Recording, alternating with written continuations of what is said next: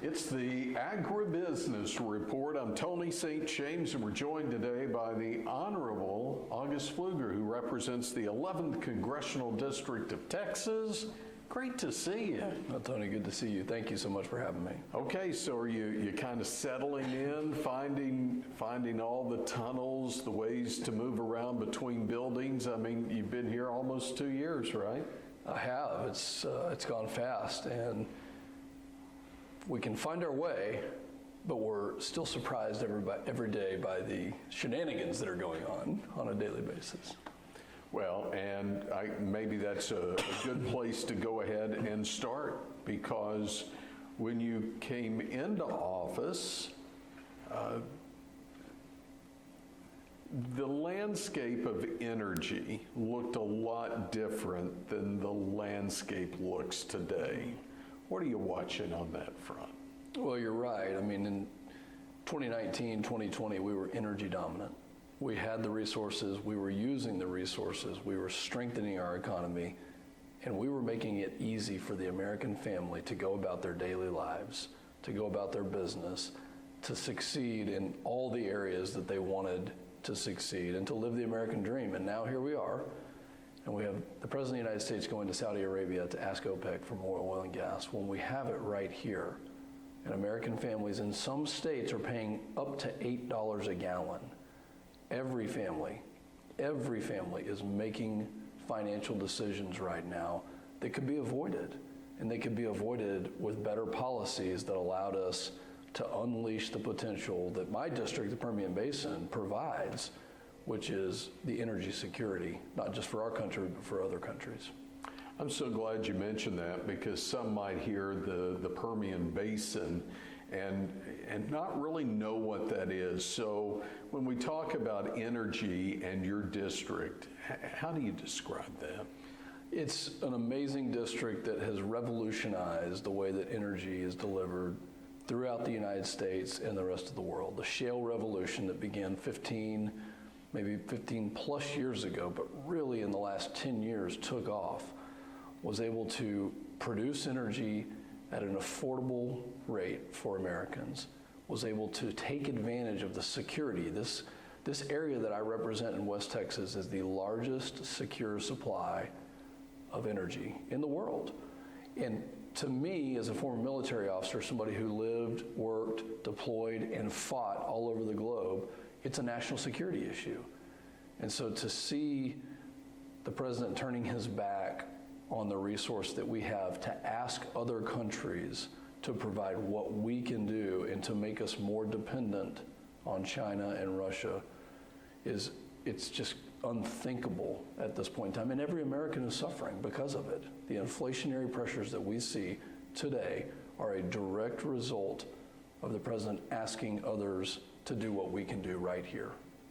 There have been hearings in Congress on both sides of the Hill regarding how do we get things back to where they need to be, and how do we reduce the pain at the pump, if you will.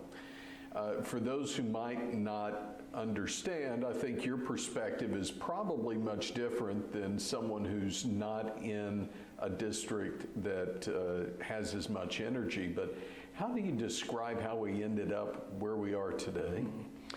It seems to me that it's been an assault that uses every available weapon, every available tool to come after this industry, the oil and gas industry specifically, and to demonize it.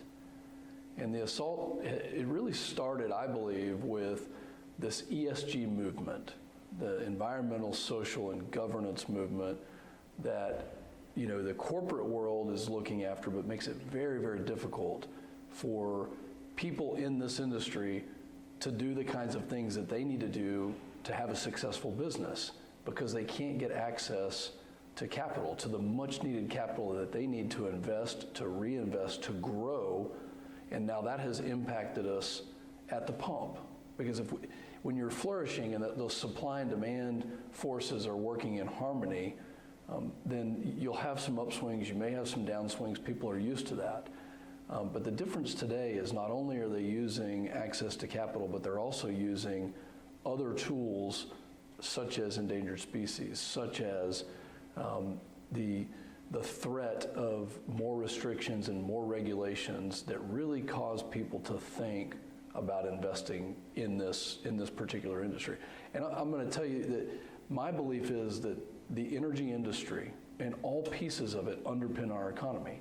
When we have a strong energy industry, our economy is strong. When we have a strong energy industry, people, families, and businesses pay less and are able to do more because energy really is the foundational piece for all of us.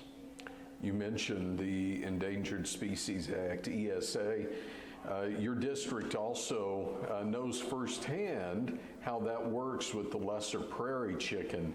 I'm still trying to understand what happened recently as landowners and the government had come to a working agreement to try to improve the habitat for the lesser prairie chicken, and then suddenly things changed. What's happened there, and what are you watching? Well, most people have never seen a lesser prairie chicken. I'll start by saying that. And it sounds kind of like a cute little animal, and I'm sure it is, but the facts are that over the last 8 years, the population has increased by 30% plus in most of the places that I represent and across state lines in New Mexico. So just kind of concentrating on the western side of my district, the Permian Basin side, Ector County, Midland County, the oil and gas producing areas, and the ranch and farmland that exist out there, we've seen an increase, and it's because of common sense policies where landowners, those who know the land best, those who have worked it for generations and who want to leave that land in better shape than they found it, better shape than they were given it or worked for it or purchased it, those common sense approaches have done more to increase the population of this animal and others. But this is a tool that has been weaponized. I introduced legislation to take that common sense approach. Who are the stakeholders at the local level, at the state level, and at the federal level who can work together to make sure that these animals and others flourish alongside human activity that includes the agriculture industry and the energy industry? So these two now come together, and the lesser prairie chicken and other species are being weaponized against these landowners, saying we need more federal control, but the intent is clear. The intent is clear. They want to use this animal and others and the Endangered Species Act in a non-common sense approach to attack these industries. And really, Tony, it's an attack on rural America, those of us who produce food and fuel. We're going to run out of time before I can ask you about sheep and goats and dealing with the drought issues that your district is dealing with. That means we'll have to come back and do this again sometime. But before we go, 2023 Farm Bill reauthorization right around the corner. What are you working on as far as that goes? Well, let me start with Chairman Conaway did a great job. And he got this to a point, and this is my predecessor who in West Texas worked all across the country to make sure that everyone knows that food security is national security, that the agricultural sector, the less than 2% of Americans who do this, are doing something that is of a national security importance level. We have to make sure that we're looking at crop insurance. We're in a terrible drought right now, and this has to be a focus of the Farm Bill that's upcoming. WIP Plus is very important for us. There are other ad hoc measures that take into account how hard it is to do this, how important food security is, national security issue, and that we move forward in a positive direction. And there are certainly steps that we can take for the work requirements that Chairman Conaway did, and I support those, to make sure that our country knows how hard it is to produce food, and that the benefits that we receive, that we need to get to a point where we are doing things on our own, and I support what he did with regards to the work requirements. But let me get back to crop insurance. It's very important that we keep this trajectory going, that we do no harm to the Farm Bill that was passed just a few years ago, so that our country is not dependent on China or Russia or other malign actors for our food needs.